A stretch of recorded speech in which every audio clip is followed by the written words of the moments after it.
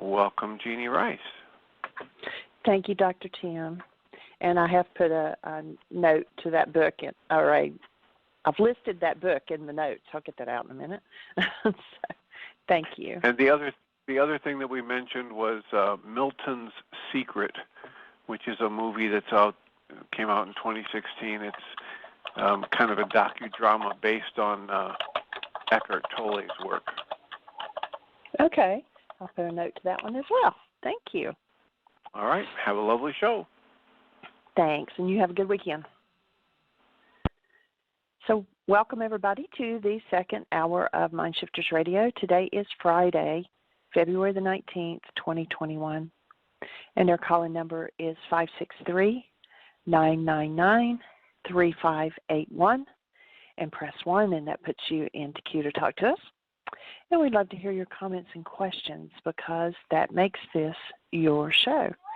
And looks like, I'm not sure, let me check. Jack, did Dr. Tim address your question? I see your hands up. Well, maybe he stepped away from his phone. Okay, we'll give Michael just a moment to get dialed in, and I'll direct everybody to our website as I usually do. It's whyagain.org, and you can click on the bullseye or start here. Both of those take you to the same place. There are lots and lots of information. There's audios, videos. There's all of the worksheets that go along with each of the DVDs. If you click on the products or buy products up at the top, it now has an option to do MP4s, so that's new, so check that out.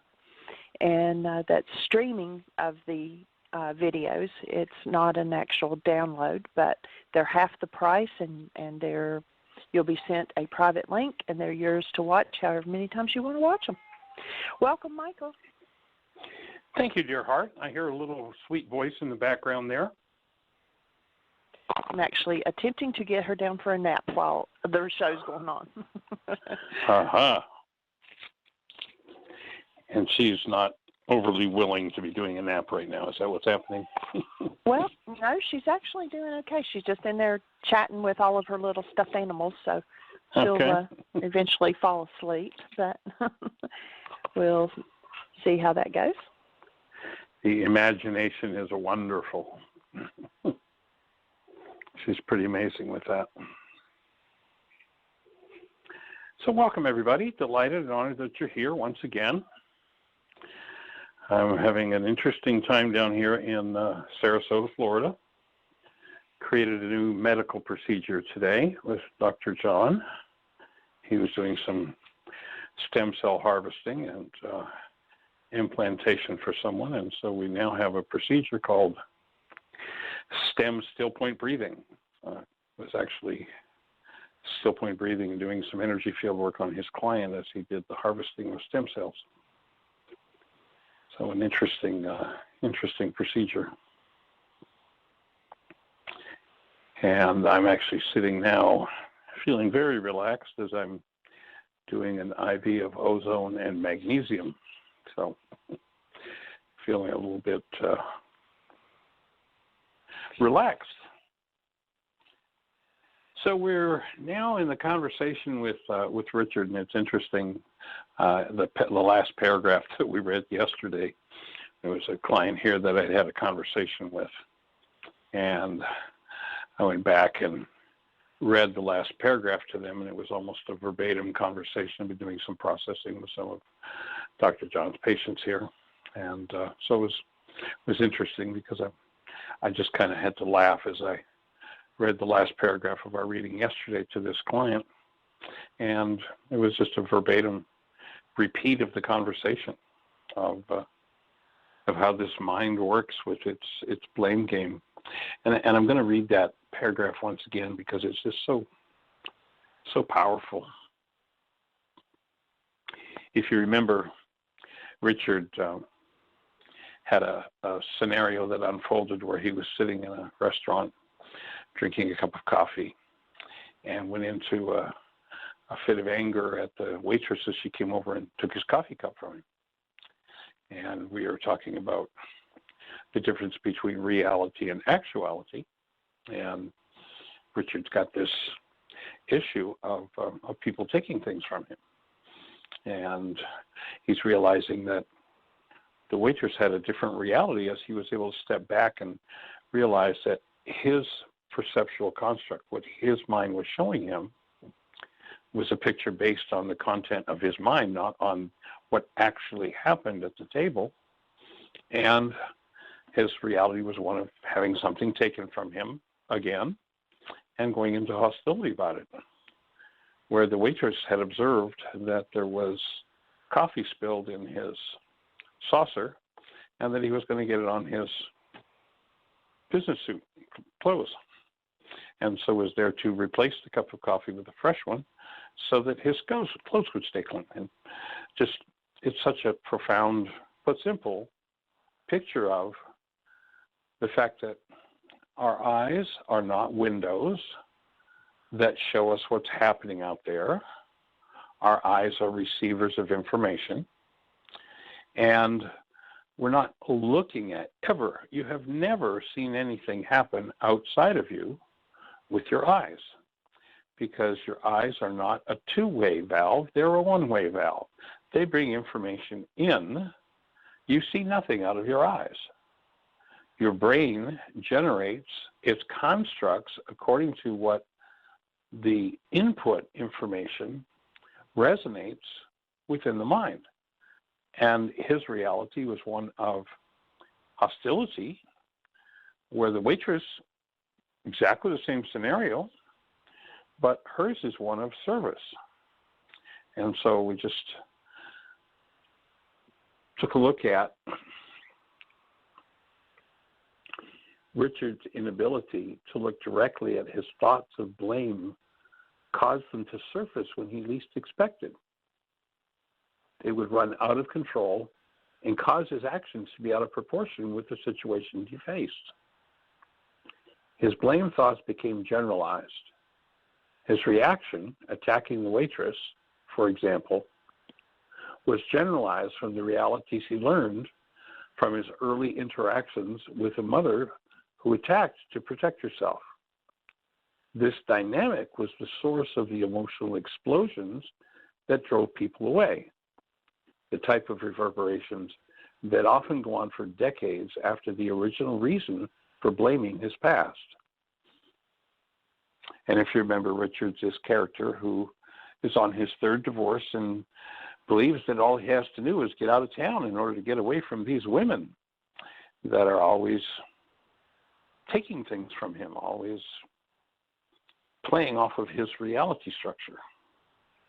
And so we're inviting Richard in to start to look at the output of the constructs based in hostility and blame that happen in his mind, and to recognize that he could go in and forgive the root experiences, the mind energy that he took on from those early experiences. And as he changes those, what he will discover is that his perceptual constructs shift in proportion to his willingness to own and process through the brain cell content that was built out of hostility and fear for him. And so literally in removing, which is what forgiveness actually is, his hostility or fear, he gets to come into a whole different experience of life, because his perceptual constructs now, instead of being focused in hostility or fear, can move more and more to those being based in love. So I go on to explain to Richard, the belief that another is responsible for the output of your mind is a result of projection. If my suspicion is true, you attempted to keep the thought that you were destroyed by your mother hidden by projecting it into your mind's image of yourself. My clue when I listened was when you said, I destroyed others. I'm not sure I'm connecting that all together as you are, but it is a relief to be on this side of those feelings. It seems that it will be easier to be gentle with others. What Richard has just gone through is called process. Holding the space of safety and love allows the unraveling of the jumbled unconscious realities that one holds in his and her mind. Rarely does one realize the dynamics that run beneath the surface when a decision is made on one compulsively engages in a behavior they would rather avoid. The mind becomes free of its conflicts when we allow processing to happen. And so, if you look back, if you listen back into the ancient scriptures, you hear Yeshua saying, take care of the heart, for out of it are the issues in life. And that word heart in our modern updated language would be take care of the unconscious. So you notice that the directive there isn't take care of the other guy, for out of them are the issues in your life. It's you've got to go inside yourself to realize that, when you've been through something 87 different times with 42 different people, you start to realize that you're the only one that was there every time, and that your pain, your trauma, your disturbance, your stress, your conflict is a product of what's happening inside you, and you don't have to keep doing it. You can literally take this tool of forgiveness and remove it. And, we define processing work as bringing love conscious, active, and present when something less than love surfaces. And it's a practice, it's a tool that takes time to learn to use.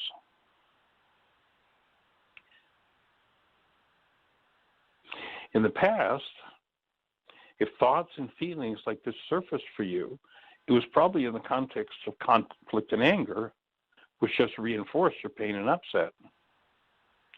That continuous reinforcement makes it more difficult to contain feelings directly, to confront feelings directly.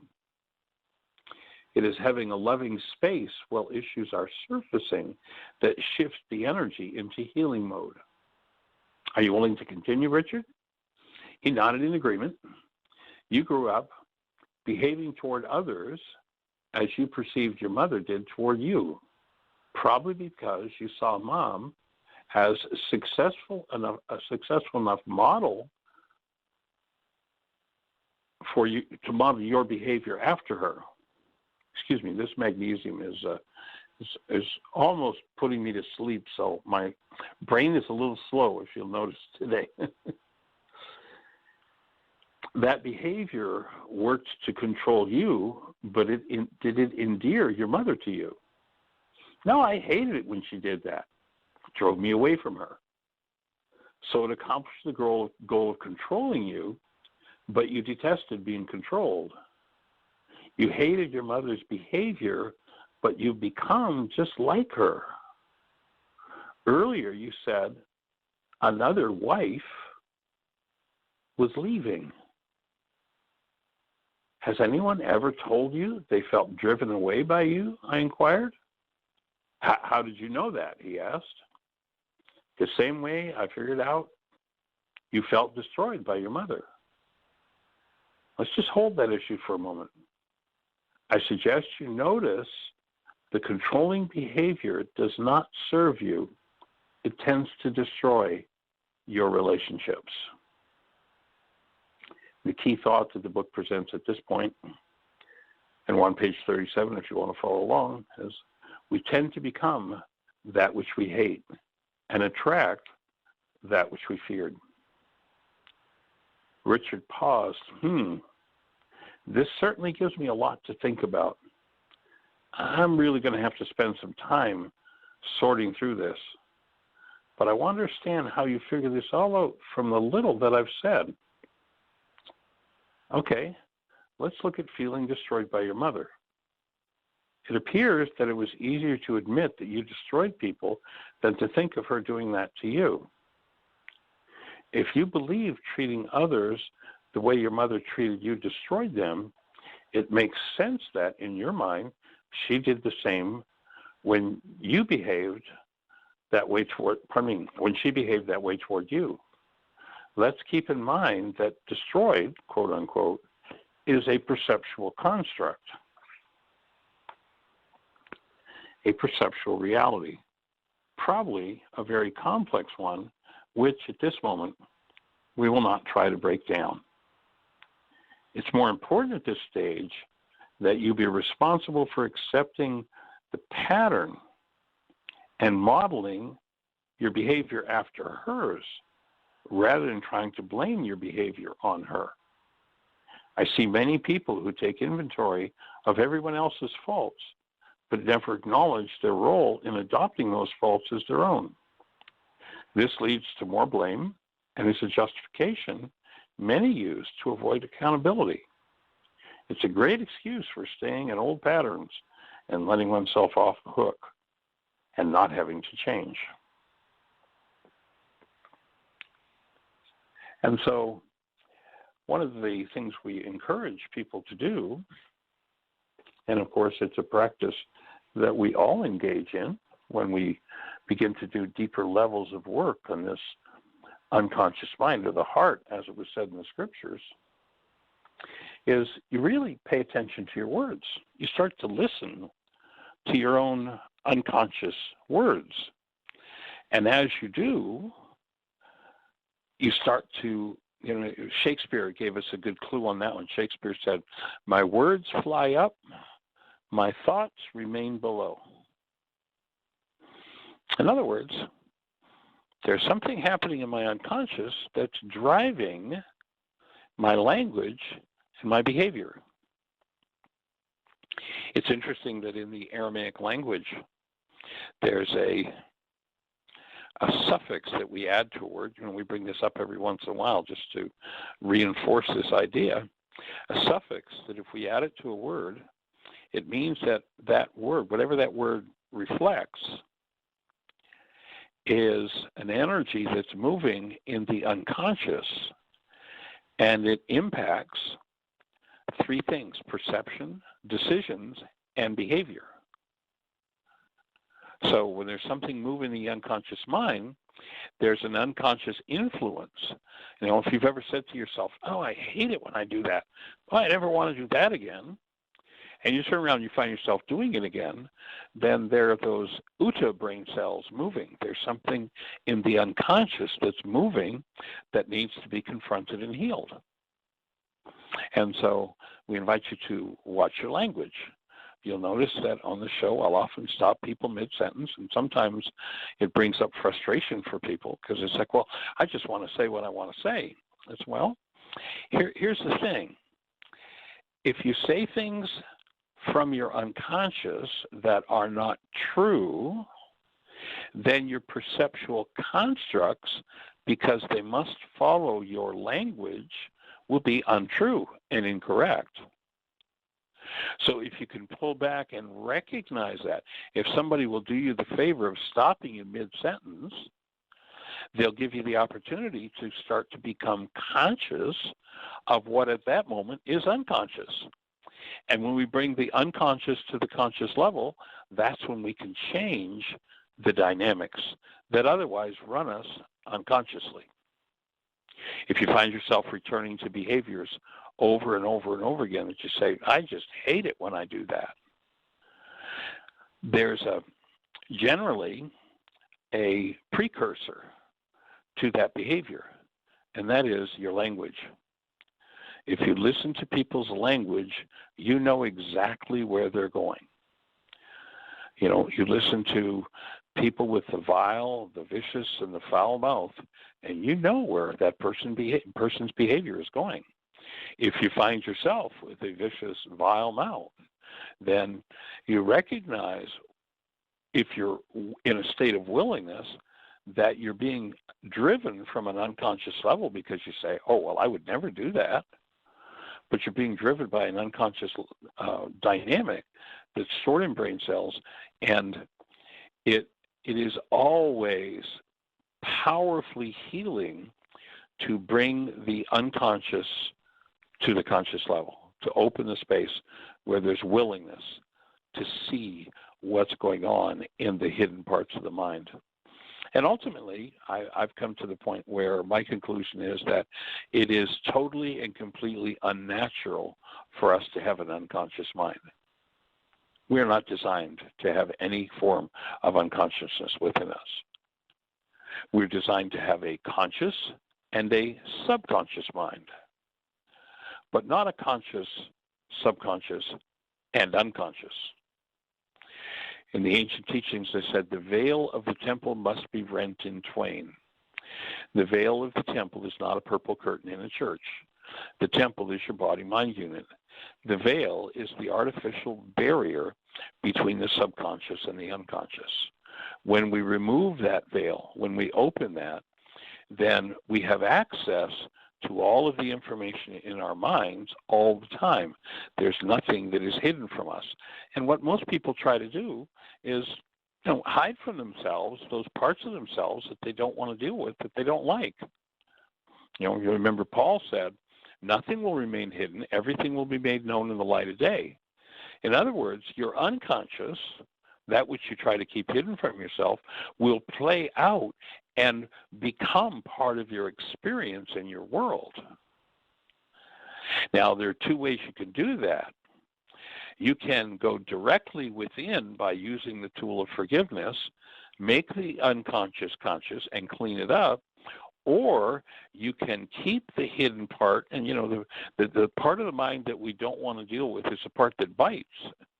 And so as long as we keep it hidden, what we end up doing is we get to experience it, but we experience it as somebody else biting us, somebody else attacking us, and the blame of, look at what they're doing to me, for the teeth marks that end up somewhere in our structure. And yet the teeth marks are always our own. And so when I'm willing to go directly to those hidden parts of my mind, and my words will clue me in as to what's there, then I can bring it conscious and clean it up. So that's where we want to head with this whole understanding and with these tools, and with our conversation with our friend Richard, who is a composite of many people that I've worked with over the decades, and brings many lessons to the forefront through the book. If you do not have a copy of the book, it is out of print, but you can go to Amazon or eBay, and you usually find a copy there for a couple of bucks. And or you can go to our website and download a free copy from the website. So we're delighted to be here and be engaging in this conversation and sharing this set of tools and the understanding with you. And so, Miss Jeanie, do we have anybody in the phone queue with a hand up? Anything happening in the chat room? We have a lot of people in the chat room today, and we do have a hand up. So area code 480, you're on the air. Who do we have? Good morning, my friend Jeanie. Scott. Hi. Hey there, young man. You get a little closer to your microphone if you could. Welcome. I will do that gladly. How's that? Better? Better. Okay. All better. All right, thanks. Yeah, hey, Michael, a quick comment on what I thought I heard you say when you were describing the family dynamic of essentially how I end up like the power person whose behavior I hate the most. I read a little line in a book just yesterday, and it said, and this just kind of seems to sum it up: the ego demands mimicry, and and you talk about how it's a multi-generational thing that goes back in the ancestry, and I mean, to me, that's exactly what it is that I can either be a mimic of the very thing that I hate, or I can do what's required of me, take a look at that, and let it go. And ultimately, those are really the only two choices I have: keep it or lose it, and yes. take the replacement, the alternative. Yeah. And it's interesting that we live in a culture that replaces the tool for losing it with the tool that I say, and I'm going to let you off the hook for the fact that I'm experiencing or doing this. I'm going to forgive you, where forgiveness is the tool with which you go inside yourself and lose that dynamic. Remove it. Right. If I may, society has developed a tool which doesn't remove it, it keeps it right where it exactly. You got it. And actually strengthens it, yes. Yeah, sure. And then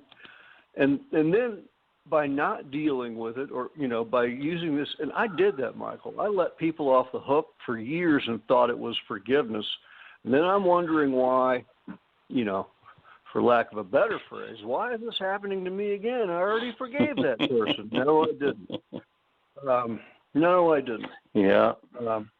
Well, I'm probably not the only one who's made that little mistake, but I did call in with a question for today. Awesome. The other day I had, the last time I was on the program, I heard you talk about, it may have been on the intensive or in the intensive on Wednesday, but right. This idea that I am to get in touch with my feelings from and be the observer of the feelings, not identify with them, right?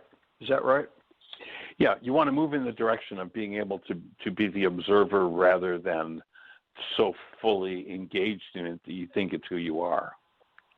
Oh, exactly. All right, because so this is what I've been doing. As I said, the way that I generally refer to that is to become the thinker apart from the thoughts, the feeler apart from the feelings, the actor apart from the actions. And when I can step back, that's when I can start to observe all of that in operation. And as the observer of it, I can more come to possess it and change it, own it and change it, rather than just be run by it. Okay, so my question starts with this then, because I may have been doing what I call a spiritual bypass around the feelings. I have not been. I've been overlooking them, and just putting them on the worksheet without actually going in and experiencing them from the observer point of view, which I know how to do. I can do that easily, but I haven't been doing it. And so, just for clarification then, is that, it seems like intuitively that that's what I should do is just be with those feelings as the observer for, Absolutely. At least a certain amount of time. I mean, how much time do you recommend that I sit there with feelings like that? Well, if you've got a feeling moving and you allow yourself to breathe and be with that feeling, what will tend to happen is you'll become conscious of the mind energy behind that feeling. And that's what you really want to touch into, is the thought disorder that creates the feeling, so that you can shift that thought disorder. Okay. Because that's right where I'm heading with this, because I noticed that this morning when I tapped into the feeling as an observer, that my breathing I automatically started to breathe along with the feeling, and that's why I'm kind of stunned. It seems like such a missing piece of the puzzle for me. If I want to tap in and breathe through it, which is, a big part of what I hear in your teaching, then I have to slow down enough and sit down and be with it and let it be there. And then, like you said, let the thoughts surface regarding what it's about. And so I did that too. And So rather than denial and dissociation, I want to come into full-blown relationship with what's there. Because when I'm allowing myself to come into full-blown relationship, I get to change it. Yeah, and we've talked about this before. It's not particularly comfortable to do, but it's what's necessary. Yes. So this the thoughts that came up with this feeling, which it's difficult to describe. I would say it's a feeling of disdain, and the thought that's present with it is something is just not right. And the thought itself is so vague. The only thing that I was really able to trace it to, and I don't even know if I'm right about this, is that as a kid growing up, I always thought that about my family situation, especially my dad, is, hey, something is just not right. But this feeling... It sounds like a thought of disapproval. You might get more specific and touch into, if it's disapproval, what the disapproval thought is. Well, okay. Disapproval kind of triggers that's my dad, is that his brand of disapproval, the look he got on his face when I was doing something that he didn't like, that might have something to do with it, but this disapproval is clearly coming from me. Well, but here's the thing. Remember that with the power person dynamic, when ultra stressed, that behavior comes out. And the reason it comes out is because I was in the presence of my power person who was ultra stressed. I perceived the situation as a survival situation, at which point my energy field opened. And if what was in the space coming from the person who had the power at the moment, the power person, was disdain, if that's the energy, disapproval, disdain, hostility, if that's the energy that was exuding from their field, then as the party in the interaction that was in survival mode, my field opened and I became a sponge for that. I just drew that energy into my field. So now, a day later, a month later, a decade, 5 decades later, when the stress is up and the chips are down, my field opens, and now I put that energy that my power person was putting out, that I absorbed, I now open my field and put it out into the space. And I do that unconsciously. My mind gives me a little story, and it tells me that, oh, well, I'm just protecting myself. It doesn't tell me that I'm doing disapproval and disdain toward this other person. But when I was receiving it from my power person, it was clear to me what it was. But I tell myself a little lie. I don't tell myself that I'm in disdain and disapproval of this other person. I just tell myself that, well, here I am protecting myself from them because they're dangerous or whatever. Okay, that makes sense. And yeah, this feeling of disdain and disapproval, I would call it like low-grade hostility.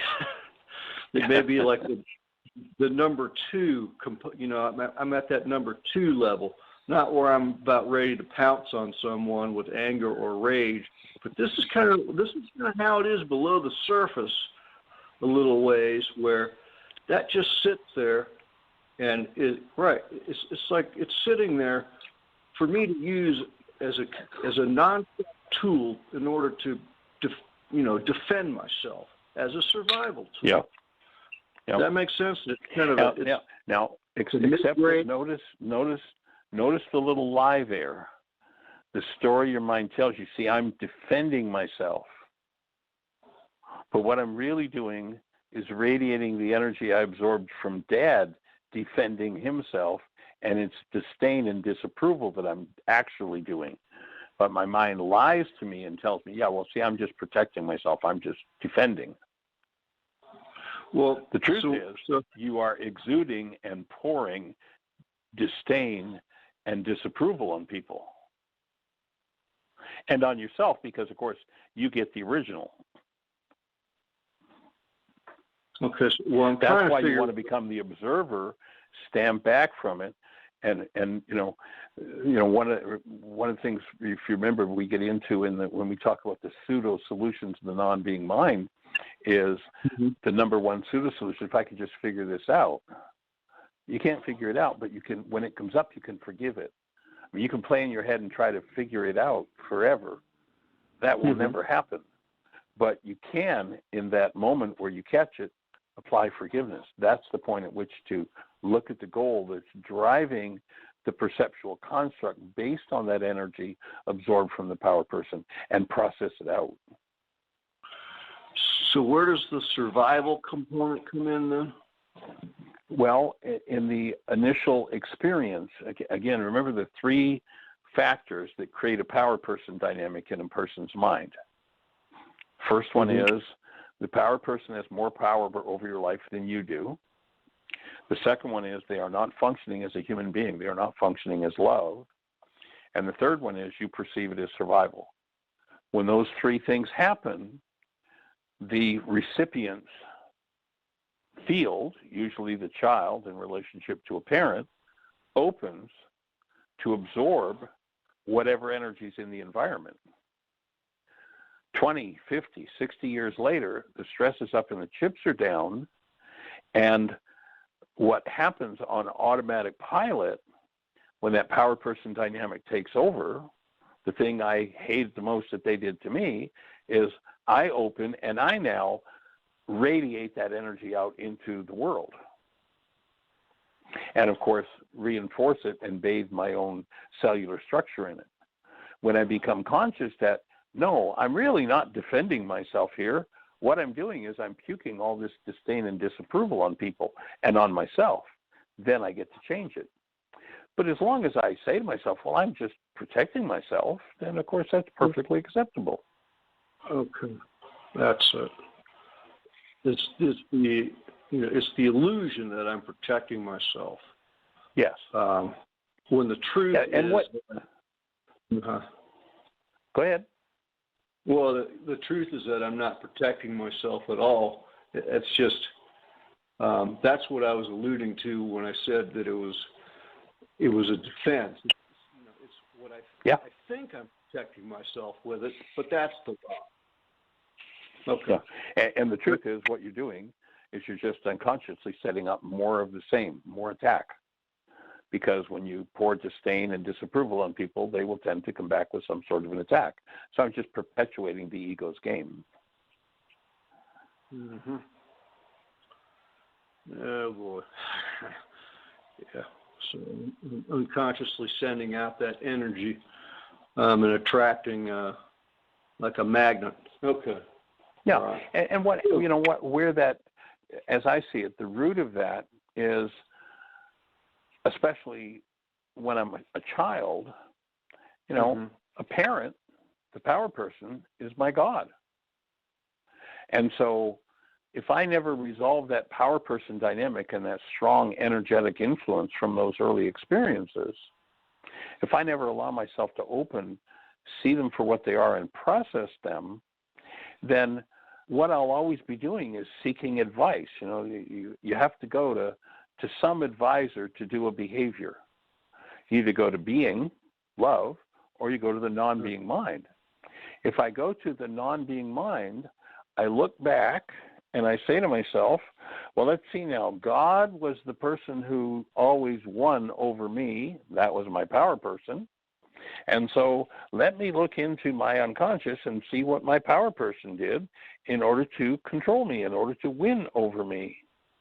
Oh, that's what they did? Okay, I can do that. And I just pull on that energy and put it out there in the world and reinforce its movement, its energetic impact on my own cellular structure. And by doing that, I inhibit the flow of love through my cells. And life is love moving through a cell. And so I'm setting up, literally, my own death by inhibiting that presence of love with some form of thought disorder and energy related to those old power person dynamics. And it literally runs the world. Okay. Well, it's been running me for long enough. I'm just more aware of it now than I have been in the past. And that's the benefit of becoming the thinker apart from the thought. The feeler apart from the feelings, the actor apart from the action. It's like, ooh, this is not in harmony with who I am. Why am I doing this? Well, because I haven't resolved this power person dynamic yet.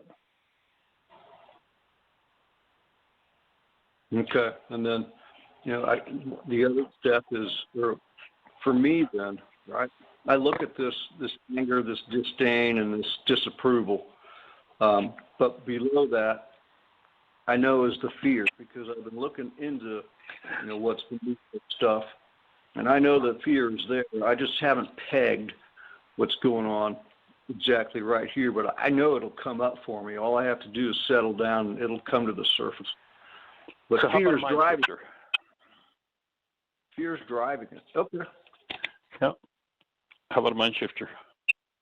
Sure. It's safe and healing for me to breathe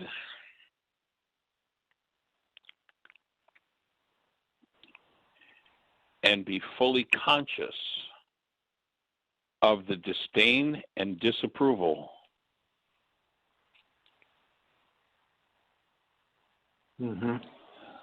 my power person poured on me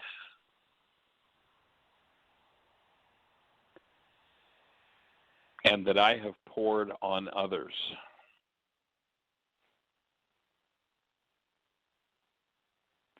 Okay, 2 words left. Okay, I got it. Cool. Yeah. Sweet, nice piece of work, my friend. Okay, thanks, and I'll get on that. I didn't really realize until you brought up the word, but boy, my dad's disapproval. Holy cow, is that a big one? I live with that. So that's the first thing that goes on the right side of the page. Yeah. Yep. Okay. With that mind shifter. Okay. Yeah. Appreciate your willingness. Okay. All right. Well, thanks. Okay, sir. Anything else on your mind for today? No, that's it. That's enough. All right. Appreciate your willingness. Okay.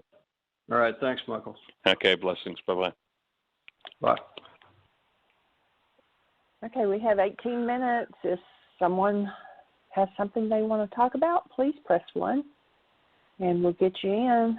Don't wait until we're down to 5 minutes. Running out of time. So if you're out there in listener land and this conversation is stirring anything for you and you could use some support, we're here to support you. And so if you're on one of those stations where we can't see you in our control panel, the call-in number is 563-999-3581. And if you call that number, you'll be listening to the show. And if you have a question for us, push 1, and we'll be having a conversation.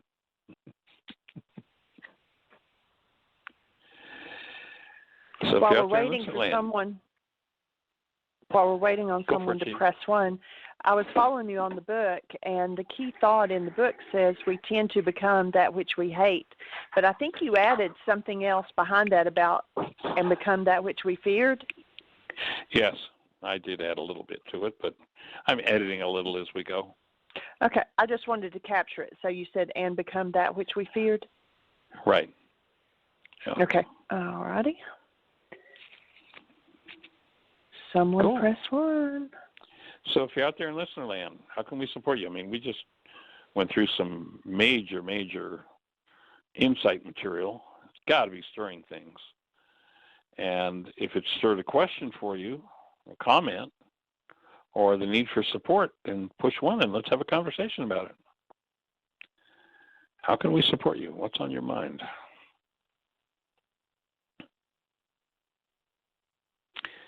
Five 563-999-3581. And this power person dynamic is so profoundly impactful throughout the world that literally wherever you see anyone, and I don't care whether it's, a judge sitting on a bench, a president sitting in a White House, a pauper on the street, an employer, a teacher, a parent, a child, wherever you see someone operating out of hostility or fear, You're watching the power person manifest. Hand. Hand. I have two. Yes. Let's go for it. Area code 828. You're on the air. Is this Jack? Yeah, this is Jack Kevin? again. I got a slightly Hey, different young question. man. Haven't heard your voice in a while. Welcome. Good to hear from you. Well, thank you. Welcome. And I want to ask you something. You mentioned right at the beginning.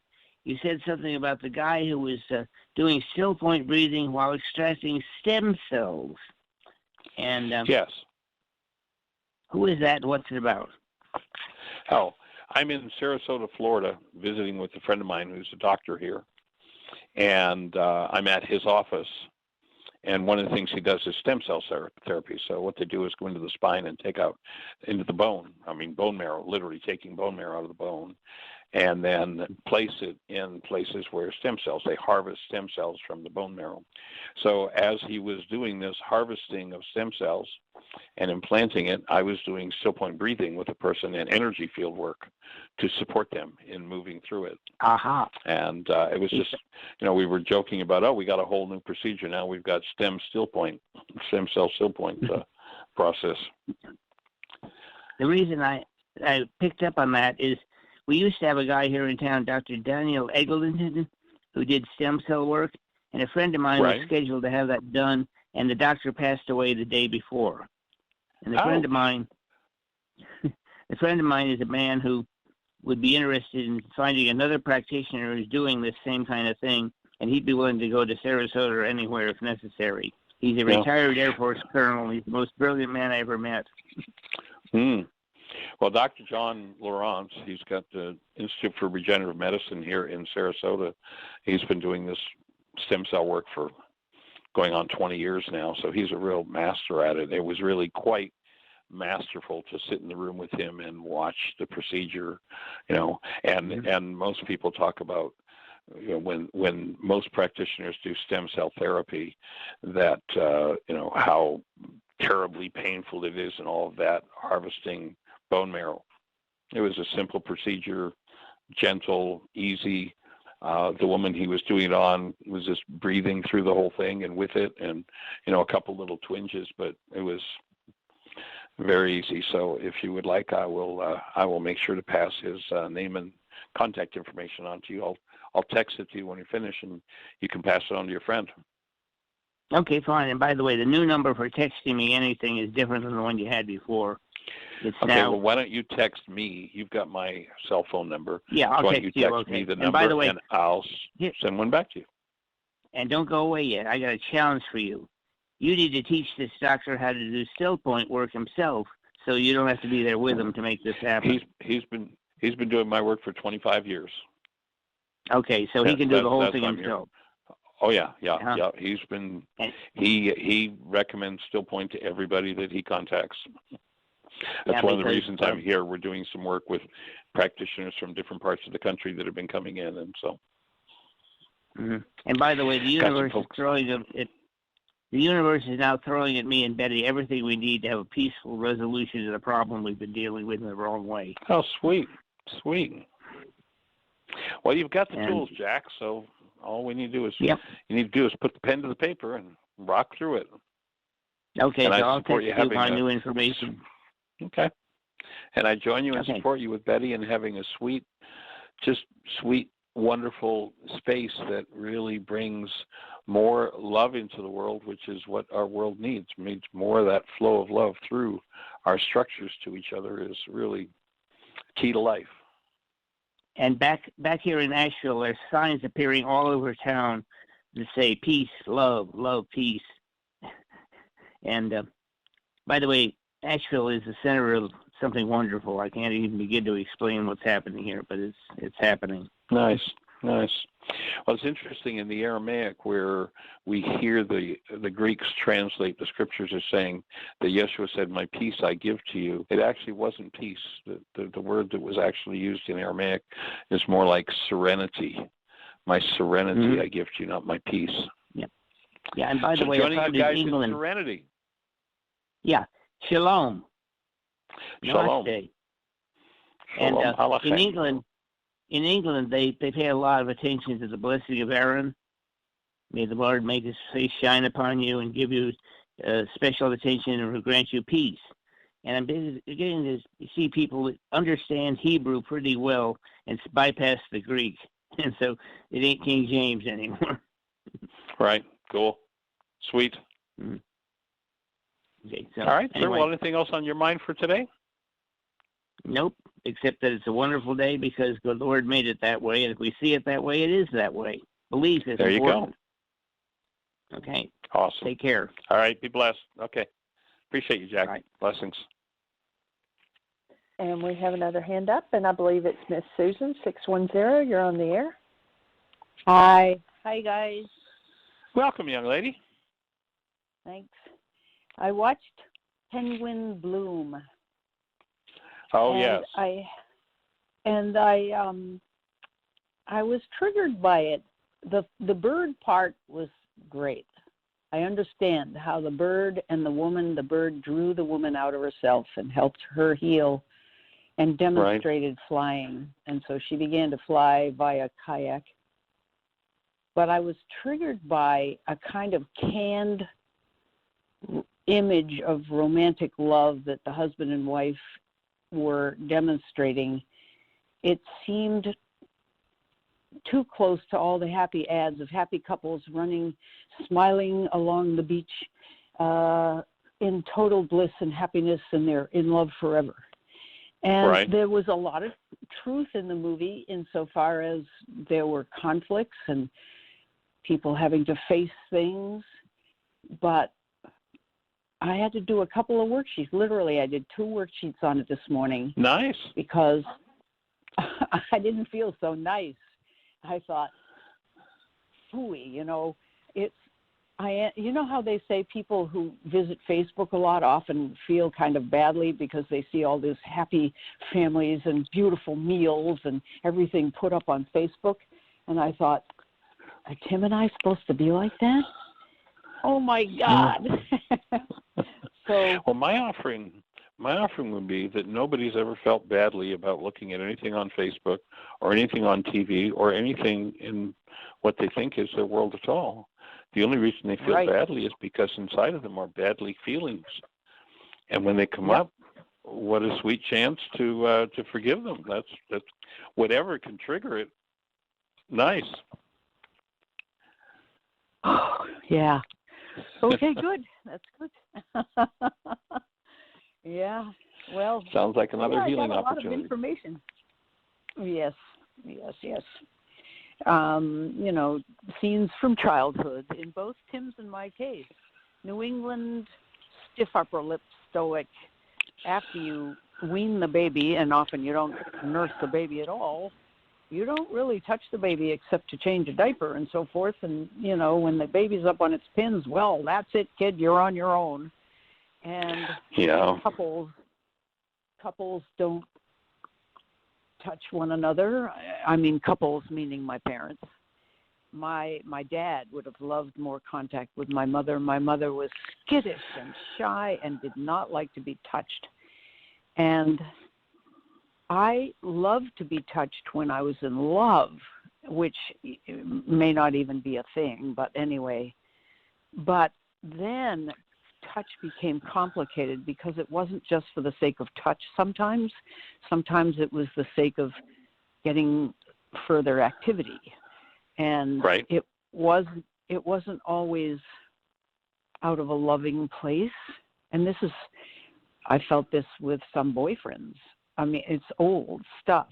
Right. And so I'm seeing this chiropractor who's very gentle. And the fact that it's a business arrangement, I'm paying him money, I go there, and I love being touched. I just love being touched. So I'm trying to follow that thread back into my life to invite that kind of receptivity. I mean, Tim and I don't even challenge each other because we're like a pair of happy introverts living together in a house and friendly enough, but touch isn't a big deal. There's, if he needs a haircut or got something on his face or an occasional hug, but really I'm looking at our relationship. And we're old too, so I think, hell, we could have done it back then, but there's no purpose on it now. Lots Guess of what? questions. You can do it now too. Yeah. How about And then, how about yeah. how about the a mind shifter? I was afraid you might say that. Go ahead. Yeah. This sounds like mind shifter material. It's safe and healing for me too. Yep. for Tim and I Mm-hmm. to have a 5H relationship. What's that? You don't know what a 5H relationship is? Nope. That's a relationship that's happy, healthy, Mm-hmm. healing, wholesome, and horny. Are you breathing? And horny. Okay. Yeah, there's going to be a lot of argument on the horny one. Oh, everything else is there. Good. Well, maybe it's time to open a new energetic interaction between you guys again. I'm having to deep breathe. Mm-hmm. Good. You know what? Yeah, go for it. I've loved not having to have that. I have loved being older. The expectation and medications, in the case of Tim, have interfered with that. And I've thought, at last, I'm in the clear, no threat. I can read a book at night. Threat. Just go to bed and go to sleep.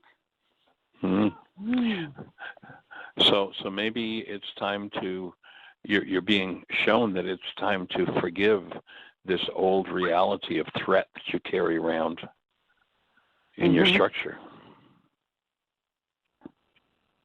Yeah, it's very connected with punishment now that you're saying that. Oh, my goodness. Physical space was hard to maintain in those times of whippings. The rest of it, we had plenty of physical space, but suddenly the space was invaded with no consent. Oh, my goodness. Right. Okay, thanks. I knew you'd take me to another level. I've looked at this and looked at this and looked at this. Okay. And it's safe to take it all to the next level, Let's clear those old dynamics out. I mean, what a relief it will be to your whole bloodline to be free of that reality structure. I can see that.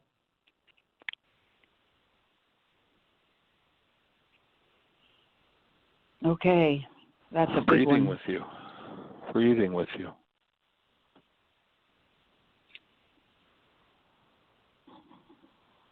What's happening with your breath right now? Very shallow. Okay. I took a couple and then it went back to shallow. Okay.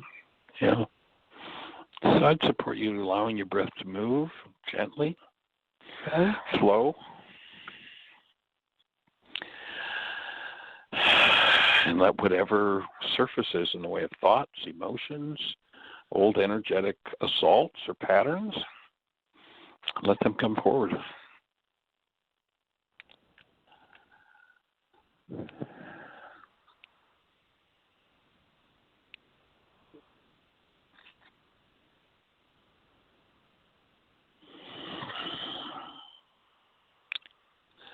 So what's happening? I'm already doing the mind shifter, and there's a lot of garbage in there. Mm-hmm. I mean, I'm just doing it in my head. Well, we'll hold the space for that all. I can't do this. I can't do this. Yeah. That's what it's saying. I do this. I can't do this. I can't. Not this. Not this. Not this. Not this.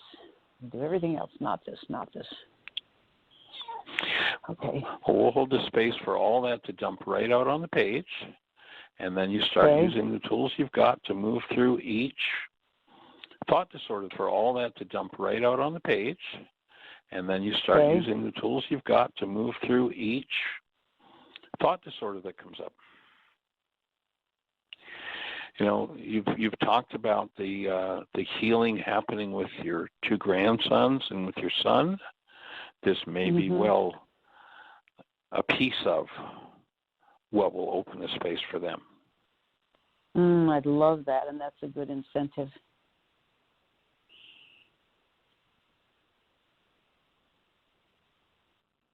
Okay. All right, young lady, we'll be holding you in a blessing. Thanks, Michael.